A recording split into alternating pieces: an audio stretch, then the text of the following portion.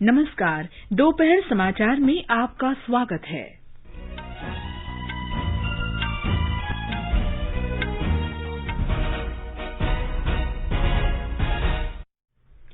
भारत और अमेरिका हिंद प्रशांत क्षेत्र में स्थिरता और खुशहाली के लिए मिलकर काम करेंगे। विदेश मंत्री डॉक्टर एस जयशंकर ने अमेरिका के विदेश मंत्री माइक पोम्पियो से मुलाकात की। क्वाड देशों भारत, अमेरिका, जापान और ऑस्ट्रेलिया के विदेश मंत्रियों की टोक्यो में संयुक्त बैठक हो रही है। स्वास्थ्य मंत्री डॉक्टर हर्षवर्धन ने कोरोना वायरस से लड़ने के लिए आयुष मंत्रालय की मानक उपचार प्रक्रिया जारी की। सूचना तथा प्रसारण मंत्री प्रकाश जावड़ेकर ने सिनेमा हॉल को दोबारा शुरू करने के लिए मानक संचालन प्रक्रिया जारी की।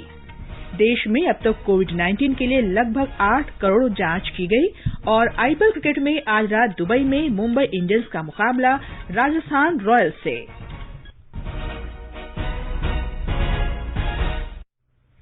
दोपहर समाचार में मैं हूं कनकलता और मेरे साथ हैं मेरे सहयोगी विशाल शर्मा।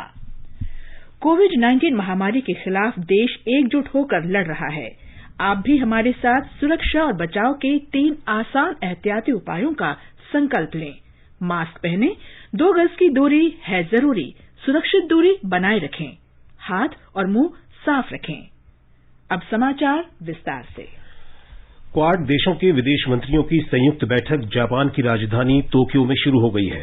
विदेश मंत्री डॉक्टर एस जयशंकर ने क्वाड देशों के विदेश मंत्रियों की संयुक्त बैठक से पहले आज अमेरिका के विदेश मंत्री माइक पोम्पियो से मुलाकात की। क्वाड समूह में अमेरिका, जापान, ऑस्ट्रेलिया और भारत शामिल हैं।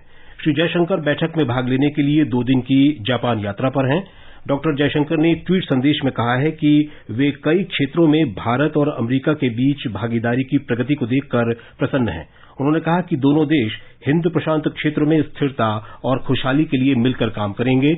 भारत, अमेरिका, ऑस्ट्रेलिया और जापान के विदेश मंत्रियों के बीच कोविड महामारी के बाद की अंतर्राष्ट्रीय व्यवस्था तथा महामारी से उत्पन्न चुनौतियों से निपटने के सम्मिलित प्रयासों पर चर्चा होने की भी संभावना है। वे क्षेत्रीय मुद्दों पर भी चर्चा करेंगे और मुक्त, खुले और समावेशी हिंद प्रशांत क्षेत्र बनाए रखने के महत्व की सामूहिक रूप से पुष्टि करेंगे। डॉक्टर जयशंकर जापान और ऑस्ट्रेलिया के विदेश मंत्रियों के साथ भी द्विपक्षीय बैठक करेंगे। बैठक के दौरान परस्पर हित के द्विपक्षीय और क्षेत्रीय मुद्दों पर चर्चा होने की संभावना है।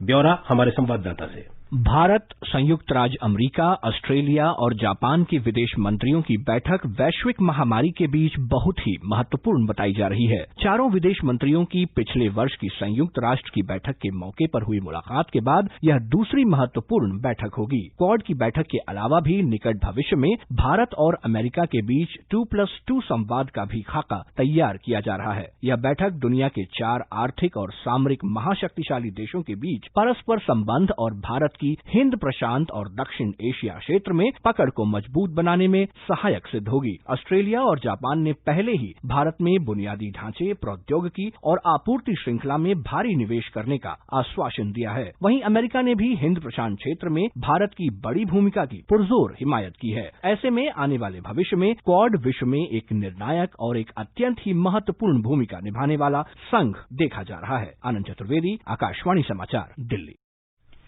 जाने माने रक्षा विश्लेषक सेवानिवृत्त एयर कमोडोर उदय भास्कर ने आकाशवाणी को बताया कि भारत प्रशांत क्षेत्र के लिए क्वाड बैठक महत्वपूर्ण है। The Quad as a grouping is a work in progress, and the current meeting in Tokyo between the foreign ministers of the 4 countries, to my mind, is a significant punctuation in giving some kind of form to the idea of the Quad. It has been mooted some time ago, but till now I think there has been a certain lack of consensus about what would be an acceptable common agenda. My sense is that after the meeting in Tokyo, there would be some direction that would be provided and a prioritization about which are the issues that these 4 countries would work towards, and it would be misleading to think that this is only anti-China. Bharat और Myanmar रखाई प्रांत के Sittwe बंदरगाह को 2021 के पहली तिमाही में चालू करने की दिशा में कार्य करने पर सहमत हो गए हैं। सेना प्रमुख जनरल मनोज मुकुंद नरवणे और विदेश सचिव हर्षवर्धन श्रृंगला की म्यांमार यात्रा संपन्न होने पर विदेश मंत्रालय की ओर से जारी प्रेस विज्ञप्ति में इसकी घोषणा की गई है। जनरल नरवणे और श्री हर्षवर्धन श्रृंगला 4 और 5 अक्टूबर को म्यांमार की 2 दिन की यात्रा पर थे। इस दौरान सेना प्रमुख और विदेश सचिव ने म्यांमार के स्टेट काउंसलर आंग सान सूची तथा रक्षा सेवाओं के commander in chief senior general Min आंग ह्वेंग के साथ साथ कई असैन्य और सैन्य अधिकारियों के साथ बातचीत की। दोनों पक्ष संपर्क परियोजनाओं, क्षमता निर्माण, बिजली और ऊर्जा के क्षेत्र में सहभागिता और सुदृढ़ करने पर सहमत हुए।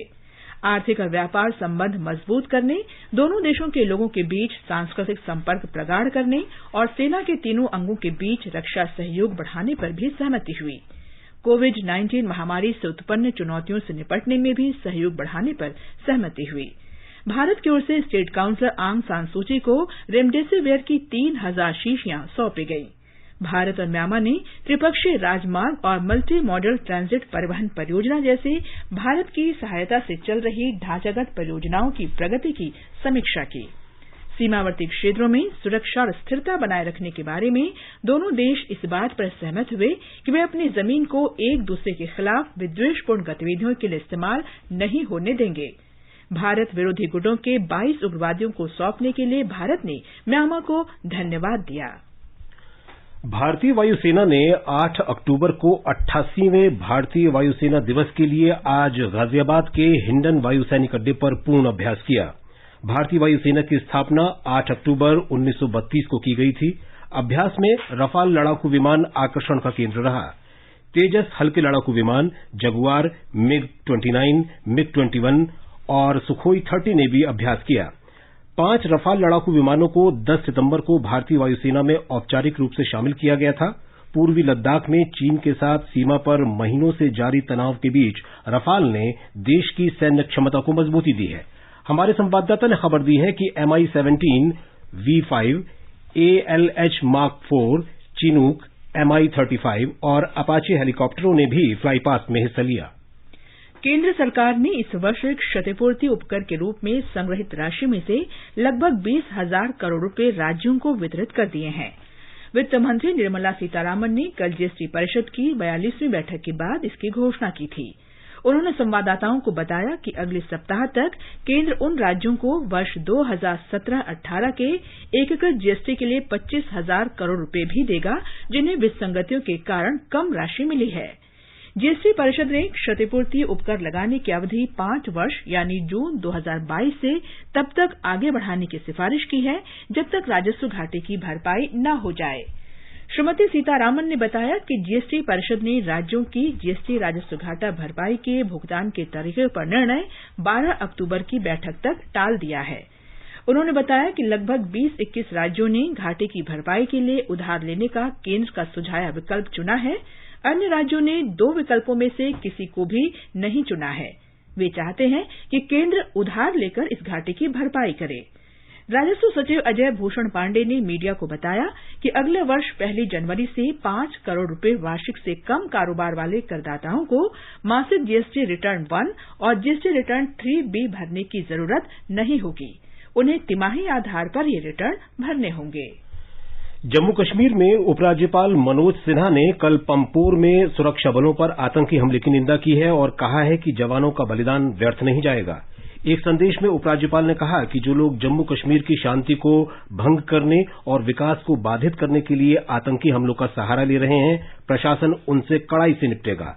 उन्होंने जम्मू कश्मीर की जनता और बहादुर जवानों के परिवार वालों को आश्वासन दिया कि ऐसे आतंकवादियों को सजा अवश्य मिलेगी। उपराज्यपाल ने शहीद जवानों की आत्मा की शांति के लिए प्रार्थना की और परिवारजनों को सांत्वना दी। उन्होंने घायल जवानों के शीघ्र स्वस्थ होने की भी कामना की। ये समाचार आकाशवाणी से प्रसारित किए जा रहे हैं। ताजा समाचार जानने के लिए आप हमारे Twitter handle @AIR News Hindi को फॉलो कर सकते हैं। All India Radio presents World News. News and views from across the globe. What happened? What is up next? The newsmakers and the highlights of the day. Every day at 10:20 p.m. in the night. On 100.1 FM, All India Radio.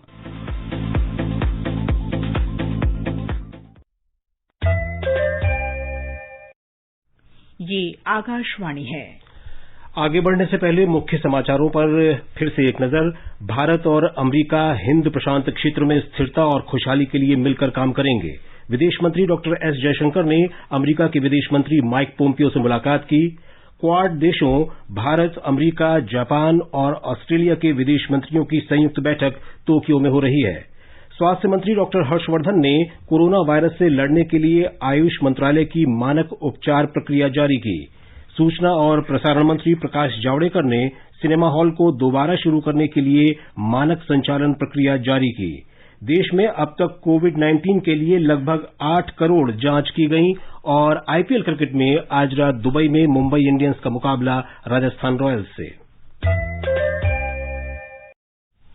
स्वास्थ्य मंत्री doctor Harshvardhan ने video conference के जरिए आयुष मानक उपचार प्रक्रिया जारी की है। इसमें कोविड-19 महामारी से बचाव के एहतियाती उपायों के लिए स्व देखभाल से जुड़े विस्तृत दिशा निर्देश हैं।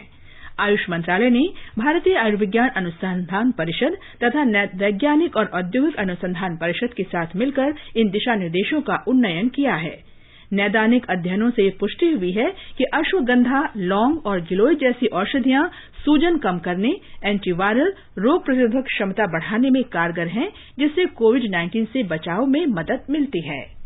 इस अवसर पर डॉक्टर हर्षवर्धन ने आयुर्वेद की महत्ता पर प्रकाश डालते हुए कहा, आयुर्वेदा हमारा देश का प्राचीन ज्ञान है और हम सब जानते हैं कि ये शायद दुनिया में सबसे पुराना ज्ञान है। इसका उल्लेख वेदों में है। अथर्ववेद का इसको ऑफशूट माना जा सकता है। अगर ये कहा जाए तो ये अतिशयोक्ति भी नहीं है। आयुर्वेद के बारे में ये केवल हमारा है इसलिए हम इसको बड़ा मानते हैं, ऐसा नहीं है। ये वास्तव में ये भारत का दुनिया का सबसे प्राचीनतम ज्ञान है। सूचना प्रसारण मंत्री प्रकाश जावड़ेकर ने इस महीने की 15 तारीख से देश में सिनेमा हॉल्स को शुरू करने से संबंधित मानक संचालन प्रक्रिया आज जारी की। नई दिल्ली में संवाददाताओं के साथ बातचीत में श्री जावड़ेकर ने कहा, स्वास्थ्य मंत्रालय के सलाह से I&B मिनिस्ट्री ने एक स्टैंडर्ड ऑफ प्रोसेस घोषित किया है और उसमें 50% लोग अलाउड होंगे। पूरी मास्क लगाना होगा और उसके साथ सुरक्षित दूरी, मास्क और सैनिटाइजर इसका उपयोग बाध्यकारी है। एक कोरोना के संदर्भ में जागृति निर्माण करने वाली फिल्म 1 मिनट की या अनाउंसमेंट या तो शो के पहले भी और मध्यंतर के पहले और मध्यंतर के बाद ये दिखाना कंपलसरी है। 2 शोज में स्टैगर्ड टाइम टेबल चाहिए कि पूरा हॉल सैनिटाइज होकर दूसरे लोग आकर बैठेंगे और आने जाने वालों का ज्यादा संपर्क नहीं रहेगा, ऐसी व्यवस्था होनी चाहिए। श्री जावड़ेकर ने बताया कि भीड़ से बचने के लिए सिनेमा हॉलों को सुनिश्चित करना होगा कि दर्शकों के लिए कई टिकट खिड़कियां रखी जाएं। सिंगल स्क्रीन में ज्यादा खिड़कियां खोलनी पड़ेगी टिकट बुकिंग के लिए और सभी जगह ऑनलाइन टिकट बुकिंग को एनकरेज किया जाएगा। स्टाफ का प्रोटेक्ट होगा, पैक फूड मिलेगा। सबसे मुख्य है कि हवा का सर्कुलेशन चालू रहे, ये सुनिश्चित करना होगा। 23, 24, 25 इतना ही टेम्परेचर रख सकते हैं। एक क्रॉस वेंटिलेशन होगा, ये भी सुनिश्चित करना जरूरी है। लेकिन मुझे पूरी उम्मीद है कि इस नए स्टैंडर्ड ऑफ प्रोटोकॉल का सब लोग स्वागत करेंगे और 15 तारीख से लोग सिनेमा देख सकेंगे। शिक्षा मंत्रालय ने स्कूलों को फिर से खोलने के लिए मानक संचालन प्रक्रियाएं जारी कर दी हैं। 15 अक्टूबर के बाद धीरे धीरे फिर से स्कूल खोलने संबंधी दिशा निर्देश 2 भागों में विभाजित हैं। इसमें स्वास्थ्य मंत्रालय के दिशा निर्देशों के अनुसार स्वास्थ्य और सुरक्षा के पहलू शामिल किए गए हैं। इनमें सुरक्षित दूरी बनाए रखना और मास्क पहनना सुनिश्चित किया गया है। दिशा निर्देशों का दूसरा भाग शैक्षिक पहलुओं और महामारी के बीच शिक्षण पद्धतियों से संबंधित है। शिक्षकों से कहा गया है कि वे टेक्नोलॉजी के अपने कौशल को बढ़ाएं ताकि कक्षा में उसका समुचित इस्तेमाल किया जा सके। एक रिपोर्ट। शिक्षा मंत्रालय के दिशा निर्देशों के तहत शिक्षण मॉड्यूल में विभिन्न पहलुओं को शामिल कर कोविड महामारी के प्रति बच्चों को संवेदनशील बनाए जाने पर जोर दिया गया है। इसके तहत वैसे कमजोर छात्र जिसमें बेघर, दिव्यांग और कोविड से सीधे प्रभावित होने वाले छात्र शामिल हैं, उन पर विशेष ध्यान देने की बात कही गई है। वहीं प्रज्ञाता दिशा निर्देशों और बेहतर ऑनलाइन शिक्षण मॉड्यूल के दीक्षा पोर्टल के उपयोग पर भी प्रकाश डाला गया है। स्कूलों को पुनः खोलने और विभिन्न हितधारकों को प्रशिक्षित करने के लिए शिक्षा मंत्रालय के दिशा निर्देशों के आधार पर राज्य और केंद्र शासित प्रदेशों को अपनी मानक संचालन प्रक्रिया विकसित करने को कहा गया है। आनंद चतुर्वेदी के साथ आनंद कुमार, आकाशवाणी समाचार, दिल्ली। देश ने कोविड जांच मामलों में नई ऊंचाई हासिल की है। अब तक 8 करोड़ 11 लाख से अधिक नमूनों की जांच की जा चुकी है। प्रतिदिन जांच के आंकड़ों में भारत अन्य देशों से अग्रणी हो रहा है। पिछले 24 घंटों के दौरान लगभग 11 लाख कोविड नमूनों की जांच की गई है। केंद्र सरकार और भारतीय आयुर्विज्ञान अनुसंधान परिषद आईसीएमआर सुसंगठित तरीके से जांच की सुविधाओं को बढ़ा रहे हैं। भारत में जांच की क्षमता प्रतिदिन 15 लाख के आसपास पहुंच गई है। स्वास्थ्य मंत्रालय ने कहा है कि आइडेंटिफिकेशन, प्रॉम्प्ट आइसोलेशन और इफेक्टिव ट्रीटमेंट से कोविड जांच बढ़ रही है। मंत्रालय ने यह भी कहा है कि मृत्यु दर में काफी कमी आई है। इस वर्ष जनवरी माह में पुणे में नेशनल इंस्टीट्यूट ऑफ वायरोलॉजी की शुरुआत की गई। देश में कोविड नमूनों की जांच के लिए 8,083 जांच प्रयोगशालाएं बनाई गई हैं, जिनमें से 103 सरकारी और 780 निजी हैं। 2 महीनों के दौरान प्रति 10 लाख की क्षमता में बढ़ोतरी हुई है और अब ये 50,000 प्रति 10 लाख जनसंख्या तक पहुंच गई है। जांच सुविधा बढ़ाने से राज्य और केंद्र शासित प्रदेशों द्वारा जांच में प्रतिदिन बढ़ोतरी हो रही है। 23 राज्य और केंद्र शासित प्रदेशों में राष्ट्रीय औसत से अधिक जांच की जा रही है। जांच बढ़ने के बावजूद संक्रमण दर में कमी आई है और ये 8.2% के आसपास है। देश में पिछले 2 सप्ताह में कोविड के सक्रिय मामलों में कमी आई है। स्वास्थ्य मंत्रालय ने बताया है कि इस वायरस को नियंत्रित करने के लिए किए जा रहे प्रभावी कार्यों से संक्रमित लोगों की संख्या 10 लाख से नीचे बनी हुई है।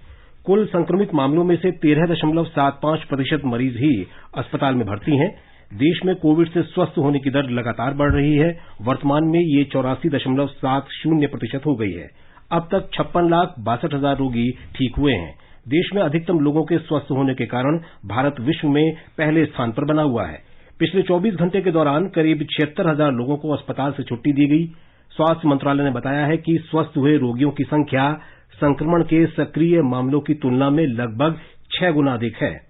पिछले 24 घंटों के दौरान 61,267 नए मामलों की पुष्टि हुई। देश में अब तक इस वायरस से 66,85,083 लोग संक्रमित हुए हैं। वर्तमान में देश में 9,19,023 सक्रिय मामले हैं। पिछले 24 घंटों के दौरान 884 लोगों की इस वायरस से मृत्यु होने के साथ ही कुल मृतकों की संख्या 1,03,569 हो गई है।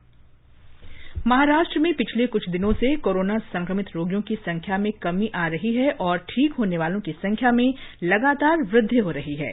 ताजा आंकड़ों के अनुसार राज्य में विभिन्न अस्पतालों से 12,982 रोगियों को छुट्टी दे दी गई, जबकि 10,244 लोगों का इलाज चल रहा है।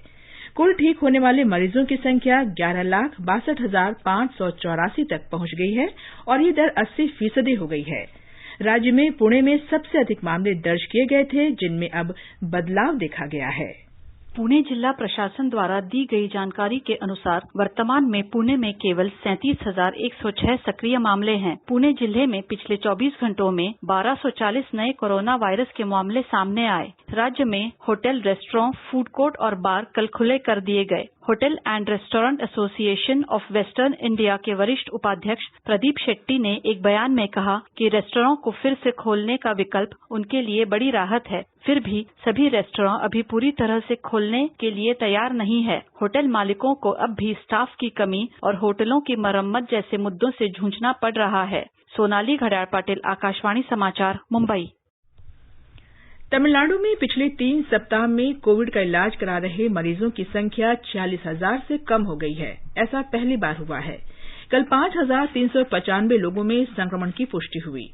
इसके साथ ही राज्य में संक्रमित लोगों की संख्या 6,25,000 हो गई है। हमारे संवाददाता ने बताया है कि अब तक 5,69,000 से अधिक लोग ठीक हो गए हैं। तमिलनाडु में कोविड संक्रमण का इलाज करा रहे लोगों की संख्या कल 46,000 से कम बनी हुई थी, लेकिन चेन्नई में लगातार 12वें दिन 1,000 से अधिक लोगों में संक्रमण की पुष्टि हुई है। इसीलिए सरकार ने चेन्नई के मरना बीच सहित सभी बीचों पर लोगों के जाने पर रोक लगाती है। इस बीच मुख्यमंत्री ई पळनिस्वामी ने कोरोना की मौजूदा स्थिति और इसके रोकथाम के लिए किए जा रहे उपायों के बारे में राज्यपाल बनवारीलाल पुरोहित को जानकारी दी। आकाशवाणी समाचार के लिए चेन्नई से जय सिंह। स्वास्थ्य मंत्री डॉक्टर हर्षवर्धन ने कहा है कि योगी आदित्यनाथ के नेतृत्व में उत्तर प्रदेश सरकार ने कोरोना वायरस संक्रमण की रोकथाम में उत्कृष्ट और बेहतरीन काम किया है। राज्य में चिकित्सा और स्वास्थ्य के क्षेत्र में कई महत्वपूर्ण परियोजनाएं शुरू की गई हैं। डॉक्टर हर्षवर्धन ने मुख्यमंत्री योगी आदित्यनाथ के साथ कल प्रयागराज के मोतीलाल नेहरू मेडिकल कॉलेज में सुपर स्पेशलिटी ब्लॉक का डिजिटल रूप से उद्घाटन किया। केंद्रीय स्वास्थ्य मंत्री डॉक्टर हर्षवर्धन ने इस मौके पर उत्तर प्रदेश में स्थापित पहली कोवाक्स 6800 मशीन का भी उद्घाटन किया, जिसे आईसीएमआर द्वारा इस क्षेत्र में बेहतरीन कोविड जांच की सुविधा के लिए स्थापित किया गया है। सुपर स्पेशलिटी ब्लॉक को 150 करोड़ रुपए की लागत से प्रधानमंत्री स्वास्थ्य सुरक्षा योजना के तहत तैयार किया गया है। प्रदेश में स्थापित पहली कोवाक्स लैब से बड़ी संख्या में कोविड नमूनों की उच्च स्तरीय जांच संभव होगी और इससे एक दिन में कम से कम 1,500 नमूनों की जांच की जा सकेगी। इस मौके पर मुख्यमंत्री योगी आदित्यनाथ ने कहा कि राज्य सरकार लगातार पूरी निष्ठा के साथ काम कर रही है ताकि कोरोना वायरस के फैलाव को रोका जा सके। सुशील चंद्र तिवारी, आकाशवाणी समाचार, लखनऊ। मेघालय में पूर्वोत्तर इंदिरा गांधी स्वास्थ्य तथा आयुर्विज्ञान संस्थान में प्लाज्मा बैंक शुरू होने के साथ कोविड-19 मरीजों के लिए प्लाज्मा थेरेपी की शुरुआत हो गई है। सीमा सुरक्षा बल के 6 जवानों ने आज अपने प्लाज्मा दान किए। इसका आयोजन पूर्वोत्तर इंदिरा गांधी स्वास्थ्य तथा आयुर्विज्ञान संस्थान के ब्लड बैंक विभाग और सीमा सुरक्षा बल के सीमावर्ती मुख्यालय ने मिलकर किया। संस्थान के निदेशक पी भट्टाचार्य ने कहा कि प्लाज्मा थेरेपी तकनीक और मानवीय भावना का समागम है। उन्होंने कहा कि दानकर्ताओं के बगैर अच्छी से अच्छी टेक्नोलॉजी बेकार है और इसी तरह टेक्नोलॉजी के बिना हजारों दानकर्ताओं का भी कोई अर्थ नहीं है। इस बीच सीमा सुरक्षा बल के उप महानिरीक्षक एसी भारद्वाजन ने कहा कि एक अच्छी शुरुआत है और पहले चरण में बीएसएफ के 10 जवान प्लाज्मा दान करेंगे। ये समाचार हमारी वेबसाइट newsonair.com/hindi और हमारे mobile app news on AIR पर भी उपलब्ध हैं। दोपहर समाचार में आपका फिर स्वागत है। आईपीएल क्रिकेट में अबुधाबी में आज मुंबई इंडियंस का मुकाबला राजस्थान रॉयल्स के साथ होगा। कल दुबई में दिल्ली कैपिटल्स ने रॉयल चैलेंजर्स बेंगलोर को 59 रन से हराया। भारतीय खेल प्राधिकरण ने अपने सभी खेल प्रशिक्षकों से 1 वर्ष में 2 बार फिटनेस टेस्ट कराने को कहा है। ये जांच आयु अनुकूल स्वास्थ्य मानकों के आधार पर तय होगी। प्रधानमंत्री नरेंद्र मोदी ने 24 सितंबर 2020 को फिट इंडिया संवाद के दौरान इन मानकों का उल्लेख किया था। गुजरात सरकार ने ग्रामीण इलाकों के लिए डिजिटल सेवा सेतु कार्यक्रम की घोषणा की है। इस कार्यक्रम के अंतर्गत नागरिक पंचायत स्तर पर विभिन्न लोक कल्याण सेवाओं का लाभ उठा सकेंगे। हमारे संवाददाता ने बताया है कि डिजिटल सेवा सेतु को भारत नेट परियोजना के तहत शुरू किया गया है, जो फाइबर नेटवर्क के माध्यम से ग्राम पंचायतों को जोड़ने की पहल है। गुजरात के गांवों को डिजिटल सेवा सेतु कार्यक्रम के तहत 100 Mbps ऑप्टिकल फाइबर नेटवर्क से जोड़ा जाएगा। मुख्यमंत्री श्री विजय रूपाणी द्वारा आज गांधीनगर में एक संवाददाता सम्मेलन में डिजिटल सेवा सेतु कार्यक्रम की घोषणा की गई। डिजिटल सेवा सेतु कार्यक्रम का प्रथम चरण 8 अक्टूबर से शुरू होगा, जिसमें 2000 से अधिक ग्राम पंचायत शामिल की जाएगी। इस कार्यक्रम के अंतर्गत ग्राम पंचायत स्तर पर 20 प्रकार की सेवाएं उपलब्ध की जाएगी। दिसंबर तक इस कार्यक्रम में और 8000 ग्राम पंचायत शामिल की जाएगी। यह कार्यक्रम के अंतर्गत ग्रामीण क्षेत्र के नागरिक सिर्फ 20 रुपये में विभिन्न सेवाएं प्राप्त कर पाएंगे, जिसमें डुप्लीकेट राशन कार्ड, आय का प्रमाण पत्र, वरिष्ठ नागरिक का प्रमाण पत्र, जाति का प्रमाण पत्र आदि अपने गांव में ही मिल सकेंगे। राज्य सरकार ग्राम पंचायत स्तर पर तलाटी मंत्री को शपथ पत्र जारी करने का अधिकार भी देने वाली है, जिससे गांव के लोगों को शहरों में नोटरी के लिए आना नहीं पड़ेगा। योगेश पंड्या, आकाशवाणी समाचार, अहमदाबाद। बिहार में विधानसभा चुनाव के पहले चरण के लिए अब तक 44 उम्मीदवारों ने अपने नामांकन दाखिल किए हैं। 2 दिन शेष रहने के कारण प्रक्रिया में तेजी आ गई है। 9 अक्टूबर को नामांकन पत्रों की जांच होगी। 16 जिलों के 71 विधानसभा निर्वाचन क्षेत्रों में 28 अक्टूबर को चुनाव होगा। अधिकतर गैर मान्यता प्राप्त पंजीकृत, गैर पंजीकृत पार्टियों और उम्मीदवारों ने नामांकन दाखिल किए हैं। राज्य के बड़े राजनीतिक दलों में से जनता दल यूनाइटेड के 2 उम्मीदवारों ने अपने नामांकन भरे हैं। राज्य के परिवहन मंत्री और पार्टी उम्मीदवार संतोष कुमार निराला ने बक्सर जिले के राजपुर निर्वाचन क्षेत्र से, जबकि रणधीर कुमार सोनी ने शेखपुरा से अपना नामांकन दाखिल किया है। महागठबंधन की मार्क्सवादी लेनिनवादी कम्युनिस्ट पार्टी के 2 उम्मीदवारों ने नामांकन भरे हैं। दूसरी तरफ मायावती के नेतृत्व वाली बहुजन समाज पार्टी ने भी पर्चे भरे हैं। कोविड-19 महामारी के कारण निर्वाचन आयोग ने एहतियाती उपायों के रूप में उम्मीदवारों को ऑनलाइन नामांकन भरने और जमानत जमा कराने का विकल्प दिया है। छत्तीसगढ़ में बढ़ते साइबर अपराध से प्रभावी रूप से निपटने के लिए राज्य पुलिस प्रत्येक संभाग मुख्यालय में साइबर थाना शुरू करने की योजना बना रही है। हाल ही में राजधानी रायपुर में स्थित पुलिस मुख्यालय में राज्य साइबर थाना शुरू किया गया।